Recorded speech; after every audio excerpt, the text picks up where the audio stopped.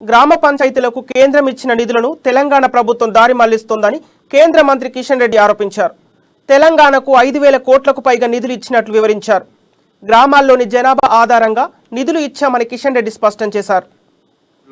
పారిశుద్ధ్య కార్యక్రమాలు గాని గ్రామ పంచాయతీల్లో మౌలిక వసతుల యొక్క కల్పన కోసం కానీ లేక గ్రామ పంచాయతీల్లో పారిశుద్ధ్య కార్యక్రమాలు గాని వీధి లైట్లు గాని లేక అక్కడ పనిచేసేటువంటి సిబ్బందికి కావలసినటువంటి నెలవారీ జీతాలు ఇవ్వడం కోసం గాని 15వ ఆర్థిక సంఘం సిఫార్సుల మేరకు కేంద్ర ప్రభుత్వము అన్ని గ్రామ పంచాయతీలకు జనాభా ప్రాతిపదికన నిధులు విడుదల చేయడం జరిగింది. అవి ముఖ్యంగా గ్రామాలలో ఇంటర్నల్ రోడ్స్ కానీ లేక ఇంతకు ముందు నేను చెప్పినట్టు వీధి లైట్ల యొక్క మెయింటెనెన్స్ కానీ లేకపోతే డ్రైనేజ్ మెయింటెనెన్స్ కానీ పారిశుద్ధ్య కార్మికులకు కానీ గ్రామ పంచాయతీలో పనిచేసేటువంటి సిబ్బందికి జీతాలు కానీ డ్రింకింగ్ వాటర్ గ్రామాల్లో ఇంటర్నల్ డ్రింకింగ్ వాటర్ కోసం కావాల్సినటువంటి వ్యవస్థ కోసము నిధులు దేశవ్యాప్తంగా ఆయా గ్రామాలలో ఉన్నటువంటి జనాభా ప్రాతిపదికన నిధులు గ్రామ పంచాయతీలకు నేరుగా ఇచ్చేటువంటి కార్యక్రమం చేపట్టడం జరిగింది.